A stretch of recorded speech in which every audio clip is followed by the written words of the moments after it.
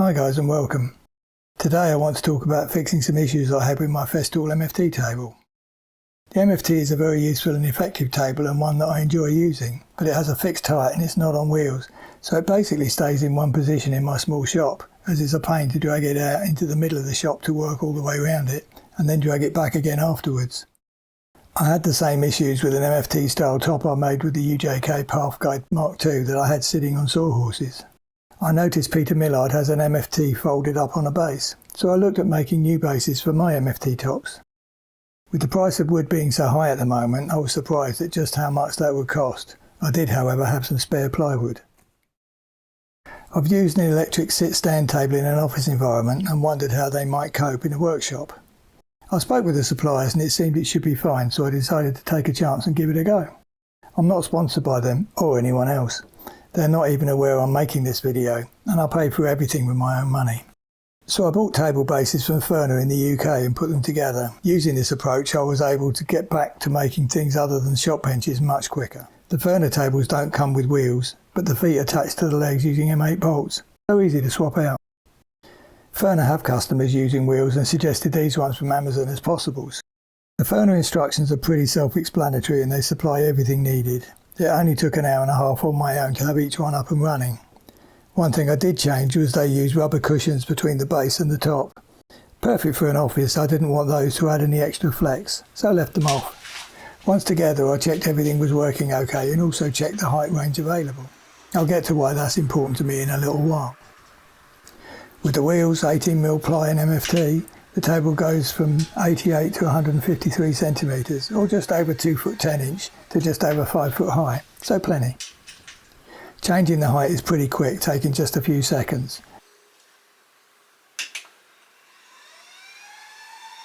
Of course, the height shown on the LCD panel works on the assumption that you're using the table in its standard form. It can't know I changed the feet for wheels or that I put plywood and a whole MFT top on it. So differences in what it thinks is the height and the real height is on me. In practice, I just need the table to be at the right height for the job in question, whatever the LCD says. There are full memory settings and they can be quickly and easily set, and the standard up and down buttons can always be used to set any position in the range. The instructions do a good job of telling you how, although they do look as if they've been translated into English by a machine, but they're still clear enough to understand the idea. The display can also be changed from centimetres to inches, but I don't have a need for that, so I didn't test it. This is what it's like with the MFT top in position. The MFT is already pretty secure, but I'm going to lock it into the ply just to be sure. I made the plywood top longer than the MFT so I could use the extra space for tools or a sharpening station or whatever I need for each job I do on the MFT. The table is left plugged in all the time, as all sit-stand tables are. 99% of the time it's in standby, so I checked what that would use. It turned out to be about 0.2 watts or so, which would take around 500 hours or 3 weeks to use a kilowatt, so not a concern to me. So why do I want the tables to be height adjustable in the first place? Looking at the other MFT style table made the same way, it sits in between a drill press, a miter saw and a bandsaw. These tools all have different working heights and pretty much always will. To get the drill press and miter saw the same working height is doable here, but more work than it needs to be. If I upgraded the drill press, for example, that work would go out the window.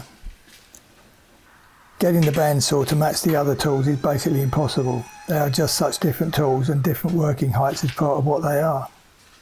But all the tools have a need for in-feed and out-feed tables, which was a bit of a mare to arrange before. Now I set the height of the table to suit each tool and save each height as a preset. One button and the table reconfigures itself according to which tool preset I select. One for the drill press, another for the miter saw and a third for the bandsaw. So happy days. I keep the fourth preset for my preferred table working height. That's important, as I'll explain. As you can see, the tables have space for storage as I put a shelf across the bottom of the legs, meaning when I move a table the storage moves with it, otherwise it would get in the way.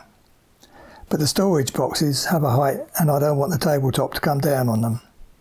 The tables do have resistance sensors and will stop and back off if they hit an obstacle, but I don't want to rely on that.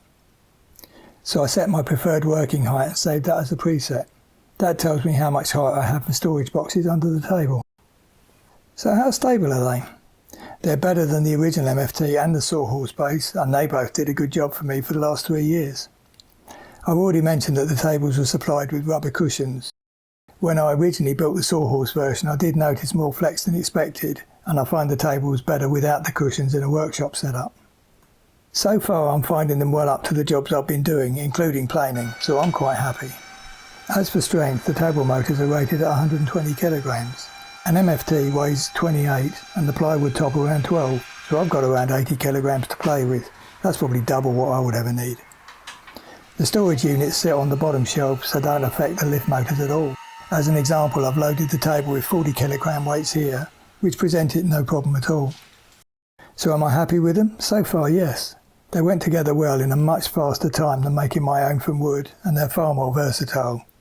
They are more expensive than making wooden tables, but offer so much more functionality, so I'm well happy and would choose the same option again. Longevity I can't speak to yet, so I'll just see how they fare over time, and we'll do an update video in the future about it. Thanks for watching. I hope to see you in the next one.